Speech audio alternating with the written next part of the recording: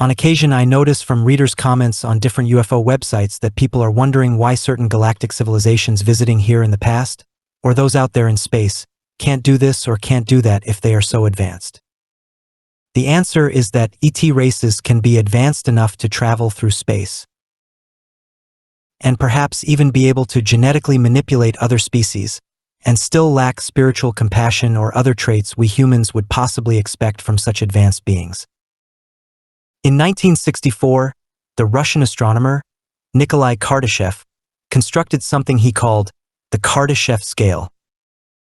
It puts energy consumption of an entire cosmic civilization in perspective, so that we hopefully, when face-to-face or mind-to-mind with an alien species, relatively quickly can see how advanced they are. The scale is theoretical and can't be 100% reliable, but it works as a pretty good guideline. His scale consists of 3 different categories of civilizations, Type 1, Type 2, and Type 3, which are based on how much usable energy a civilization has at its disposal and their degree of space colonization.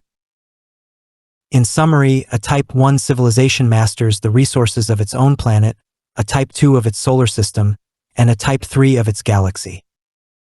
Now, this was in 1964, mind you, and we are, as of this writing, in 2011.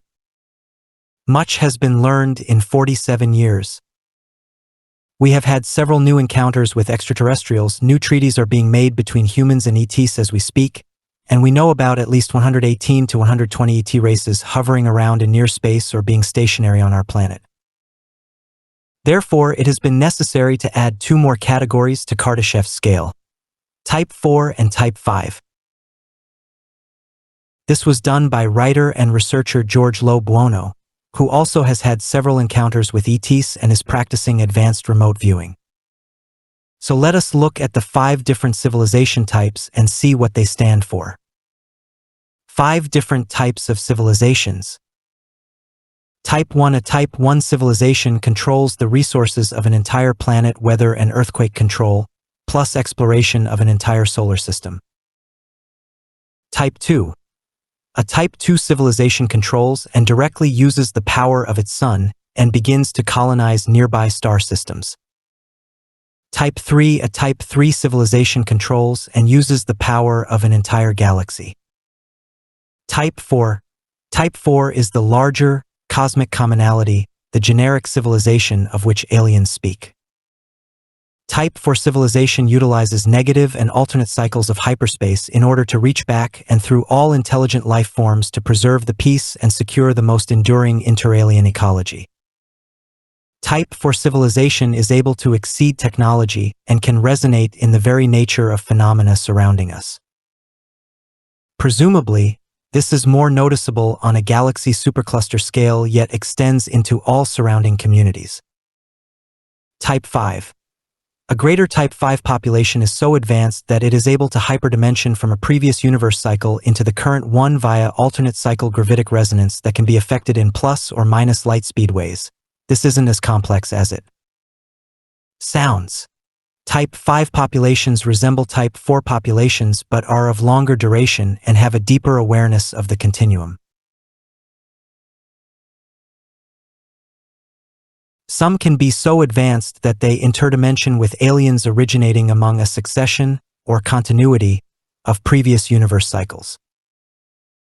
Nonetheless, a kind of mortality and larger, alternate cycle conservations exist therein. That requires sensitivity to collective considerations of various sorts because there are limits for every population, irrespective of their duration and technology.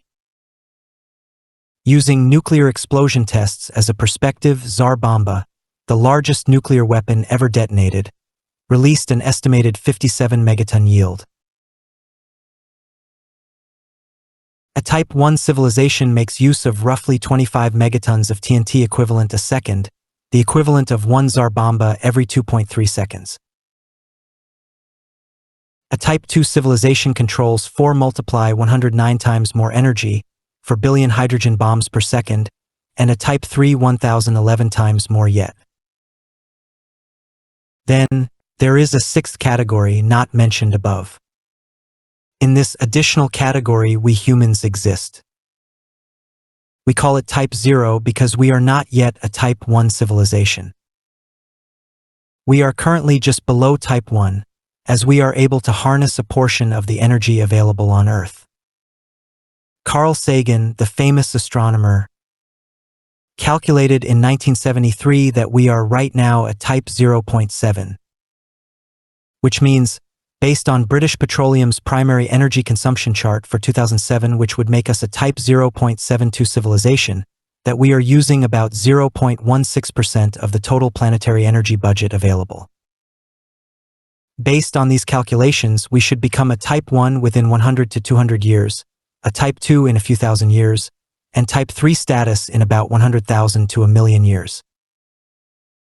My personal perception, due to our current interrelation and collaboration with different ET civilizations, something that quite possibly will extend in the future, at least for those who choose to stay in the 3D frequency, our move from Type 0 to 1 and from Type 1 to Type 2 will go much faster, especially the 1 to 2 leap.